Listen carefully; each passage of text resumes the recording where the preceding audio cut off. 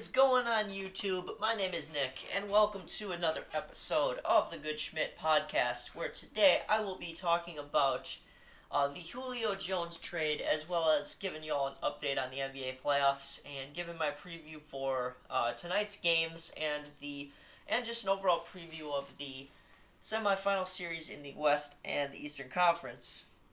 So starting off, the big news of the day yesterday in the NFL was that the Atlanta Falcons finally traded Julio Jones, and they decided to trade him to the Tennessee Titans. Atlanta is receiving a second and fourth round pick for in this trade. 32-year-old wide receiver Julio Jones has been traded to the Titans. The Falcons are receiving the Titans' 2022 second round pick and a 2023 fourth round pick. Along with getting Jones, the Titans are also receiving the Falcons' 2023 sixth round pick. And another thing to note here from this article is that CBS Sports NFL insider Jason La Canfora pointed out that the Falcons were never going to get more than a second round pick, so they got what they could for Jones in this trade. I really do like this for the Titans. They're desperate for a wide receiver, and they got the guy that they needed in Julio Jones. As for the Falcons, I do like this move. I mean, it would have been nice if they could have got a first-round pick, but they weren't going to get a first-round pick for a 32-year-old wide receiver who's had an injury history recently. So yeah, I like the move more for Tennessee than Atlanta. I think the Falcons do need to make some more moves though this offseason, and it starts with trading Matt Ryan. They got to go full rebuild. It's just their team they had over the past several seasons hasn't worked. Ever since that Super Bowl loss to the Patriots, they haven't been right. So, yeah, Atlanta's got to go full rebuild. Tennessee, I really like this move. This could make them contenders to go to the Super Bowl. I think they have a shot to make it out of the AFC now after making this move. But they still have to improve their defense. Alright, so transitioning on to the NBA. I'm going to go through the bracket first, and then I'm going to briefly talk about the first round series that I didn't talk about in the last video, and then preview the semifinals. So, let's start with the West. Utah beat Memphis 4-1 in their series. That was a pretty close series, I thought. And then just yesterday, the Clippers defeated the Dallas Mavericks to win that series 4-3. Then the Denver Nuggets moved on to the semifinals, defeating the Portland Trailblazers 4-2. The Phoenix Suns defeated the Los Angeles Lakers 4-2 in their series. And then over in the Eastern Conference, the 76ers defeated the Wizards 4-1. The Knicks were defeated by the Hawks 4-1, so the Hawks are moving on in the East. So let's go through and talk about these series that I didn't talk about previously. Starting with the Knicks and the Hawks, because I did not discuss that series before. This series really wasn't as close as I thought it was going to be. I thought this could go 6 or 7, but it wasn't really close. The Hawks won a very close game in the first one, 107-105. Trae Young lifted Atlanta past the Knicks, scoring 32 points and put a go-ahead floater in with 0.9 seconds to go. And Trae Young also had 11 assists for Atlanta as they defeated the Knicks in Game 1. Game 2, the Knicks were able to rally and win in Atlanta, 101-92. They overcame a 13-point deficit in order to win this game. Obi Toppin had a huge alley-oop dunk that ignited the crowd in this game. Derrick Rose with 26 points to lead the Knicks to victory in Game 2. Game 3 at Madison Square Garden, the Hawks pulled out the victory 105-94. Ice Trae had another huge game. He scored 21 points and had 14 assists in Game 3. And then Game 4, Hawks again winning 113-96. Atlanta had a huge 35 third quarter surge to get past the Knicks. Trae Young scored 27, had 9 assists in that one. Again, Trae Young the star in Game 5 as the Hawks won the series with a victory in Game 5, 103-89. Trae Young had 36 points and 9 assists to lead the way for Atlanta.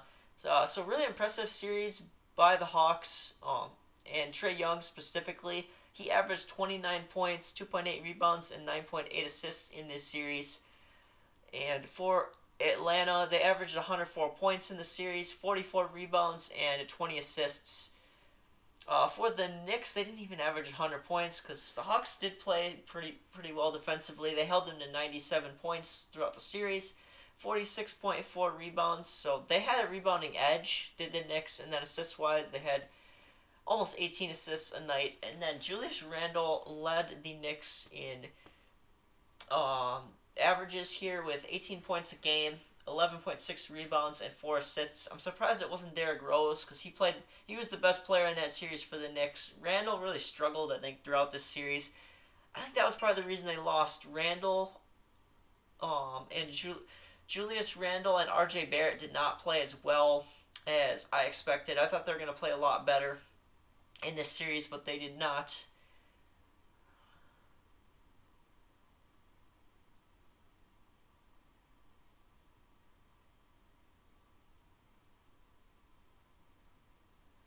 Alright, over to the Sixers-Wizards series. This series I'm going to go very quickly over because it wasn't even really a close series at all.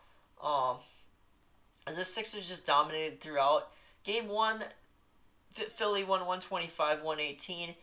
Joel Embiid and Tobias Harris led the way for the Sixers. Harris scored a playoff career-high 37. Embiid added 30 in that one. Game 2, Sixers again winning 120-95. Embiid and Simmons each scored 22 apiece for a 2-0 lead for Philly. 132-103, Sixers blew out the Wizards in Game 3. Joel Embiid put up 36 points. And then Game 4 was the game Embiid got hurt. The Wizards avoided a sweep in this one, and they won 122-114. Bradley Beal and Russell Westbrook led the way for the Wizards in this one. Westbrook had 19 points, 21 rebounds, and 14 assists. Huge triple-double for Russ. But then the Sixers were able to finish off the Wizards 129-112 in the final game without Joel Embiid. Seth Curry put up 30. Tobias Harris put up 28 in the Game 5 series-clinching game. And pretty much every category, the Sixers just dominated in this one. They averaged 124 points a game in the series to Washington's 110. Rebounds 44.8 to 43.4, and then 26.6 to 22.4. So yeah, Washington was dominated by the Sixers in every category. Tobias Harris was the leading scorer in the series for Philly, and then Russ for the Wizards. So yeah, this series kind of boring to be honest, but the Sixers were able to get it done. And then moving over here to Western Conference Series, Jazz and Grizzlies. This series was actually pretty good. Most of the games were competitive.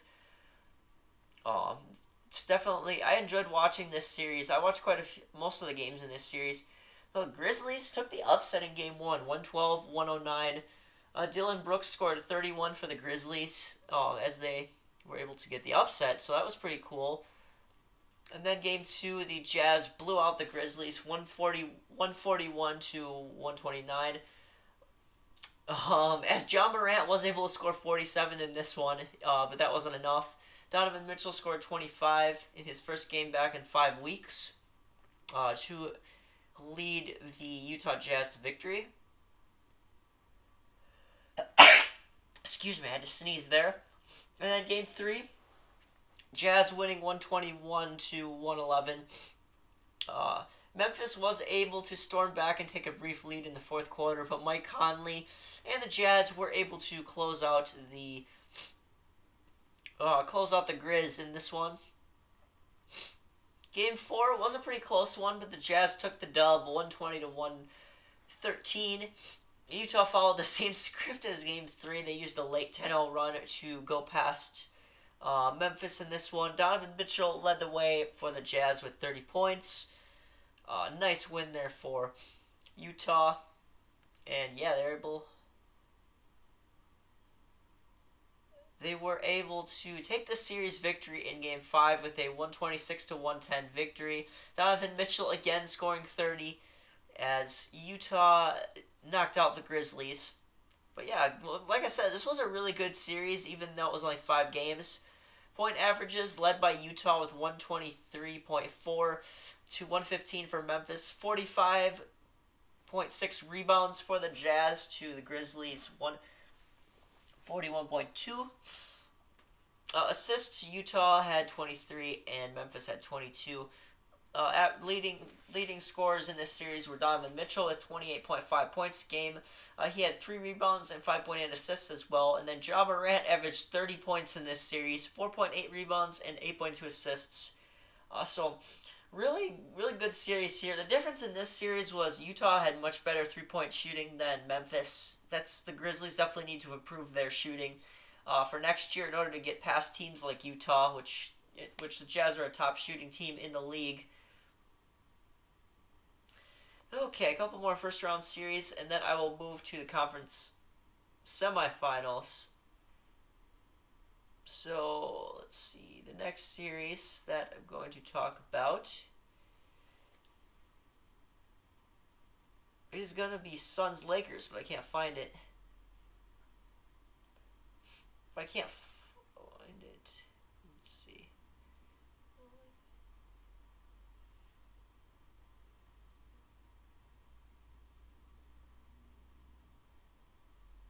Huh. The Suns-Lakers series doesn't appear to be on here, but anyways, the Lakers were too banged up in this series. LeBron wasn't fully healthy. Anthony Davis got hurt in Game 4, and yeah, Phoenix was able to get a late push in this series, winning it 4-2. Devin Booker was huge in the clinching game for the Suns. He's finally stepped up in the last couple games of the series, and Phoenix was able to pull past the Lakers in that one. I was definitely happy to see that. It's too bad I can't find like the summary of the games for that series. But anyways, let's talk about the Mavericks Clippers, and then I'm going to move on to the second round here. So Mavs Clippers, this was a weird series. All the first 6 games were won on the road, which that has never happened before. Really weird stuff. So Game 1, Mavericks took the dub in LA at Staples, 113-103. Luka Doncic had a triple-double, 31 points, 10 rebounds, 11 assists. That was his 3rd career triple-double, as Dallas was able to take it in the first game. That was pretty cool. And then again, Dallas took Game 2, 127-121. Luka was brilliant again. He was effectively neutral. As he scored 39 points, even though to offset Kawhi's 41. So, yeah, Mavericks win Game 2. Then the Clippers came back in Dallas to win Game 3, 118-108. With Kawhi Leonard and Paul George rallying their team from an early 19-point deficit. Game 4, Clippers dominate, 106-81. Kawhi scored 29 and had 10 rebounds. Paul George added 20 points as the Clippers' stifling defense led them to victory in Game 4 over the Dallas Mavericks. Game 5, Mavericks come back and win by 5. Luka had another monster game. He put up 42 points to help his team weather a late run by the Clippers. And yeah, for the Mavs to take a 3-2 lead. And then Game 6, this was a phenomenal game. The Clippers are able to win 104-97, and Kawhi put up a playoff career high, or he tied his playoff career high with 45 points. My goodness, he shot 18 for 25 from the field, 5 for 9 from 3, as the Clips forced Game 7, and Game 7 went like that, and Game 7, the Clippers were able to take it, 126-111. Kawhi had another great game, and they were able to take down the Dallas Mavericks in this one. So the Clippers once again eliminating the Mavericks in the first round of the playoffs. Kawhi Leonard led the way for the Clippers with 32.1 points a game, 7.9 rebounds, and 4.6 assists. Luka Doncic averaged 35.7 points in this series. My God. 7.9 rebounds and 10.3 assists. As for the team stats, the Clippers averaged 111 points. Dallas averaged 106. 42 rebounds for the Clips, 40.6 for Dallas, and then 22.6 assists for the LA Clippers, and then 20.7 for Dallas. So really weird series, but it goes to the Clippers in this one. So yeah, very interesting how the road team dominated in that series.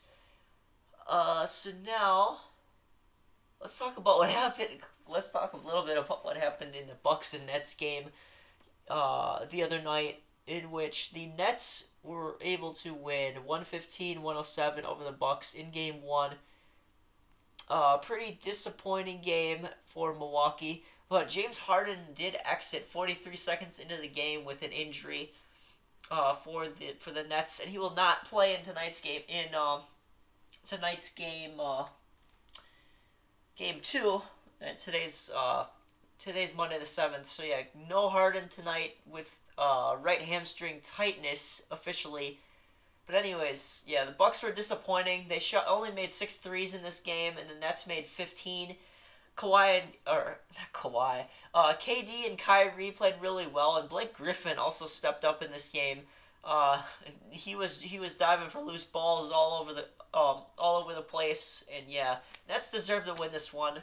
Hopefully the Bucks can regroup tonight and knock off the Nets in Brooklyn. So that would be awesome to see. All right, over to the Sixers versus Hawks series. The first game of that series was Sunday. And Atlanta actually took the victory, 128-127. Trae Young was massive in this game. He scored 35 as the Hawks built a 26-point lead, but Philly rallied late. Embiid did play really well. He came back from his injury, but it was not enough. Trae Young had 35 points, 10 assists for Atlanta, and Bogdan Bogdanovic had 21 points for the Hawks. That's pretty cool to see that the Hawks were able to win that game. And Game 2 of this series is going to be Tuesday night at 6:30 Eastern or 6:30 Central Time on TNT. All right, and we have 2 more series to talk about, and then I will wrap up this video. We got Jazz Clippers. This could be a hell of a series. I think it has potential to go 6 or 7 games. I am taking the Clippers in this series because Kawhi Leonard has been a beast. I think he's going to neutralize Donovan Mitchell in this one. I also think Paul George will play well for the Clippers as well. And I feel like the Clippers are just a little bit deeper than the Jazz. And I think Utah's going to die by 3 in this series. They definitely will keep it competitive, but I think the Clippers will defend the Jazz really well. Which might be surprising them saying that, because the Clippers' defense is suspect at times, which I think it might be in this series. But I think the Clippers will be able to lock down the Jazz and win this series I'm going in 7. I think the Clippers will win it in 7 and go to the Western Conference Finals. Oh, and I didn't say who I think will win the Bucks and Nets series. I think it'll be Nets in 6. I think KD and Kyrie are just going to be too much for the Bucks in that series. And if the Bucks continue to shoot poorly from 3, they're not going to have a shot in that series. And for the Sixers and Hawks, I think I'm going to go Hawks, man. I think Hawks win that series in 7. It's going to be very competitive, but Trae Young is going to be the difference in that series, as well as Atlanta's 3-point shooting. So I'm actually going Hawks. Originally, I would have picked the Sixers in this one, but I think the Hawks will upset the Sixers in that series. And then for the Suns-Nuggets, I think I got to go Phoenix in 6. I like the leadership of Chris Paul, and Devin Booker is starting to break out and be a great playoff performer. He's going to be huge, as well as DeAndre Ayton. He's been consistent all playoffs. And Jay Crowder also provides veteran leadership for the Suns. Another guy that's going to be key is Cameron Payne off the bench. I think he's going to need to play well for them to beat the Nuggets. And the Nuggets not having Jamal Murray definitely hurts. They can keep this series competitive, but I don't think they have enough in the gas to beat the Suns. So I like the Suns to go to the Western Conference Finals to take on the Clippers, and then my Eastern Conference Finals is going to be Hawks Nets. So yeah, that's going to wrap up this video. Hopefully you all enjoyed it, and I will see you all in my next one. Bye everybody, and have a great rest of your day.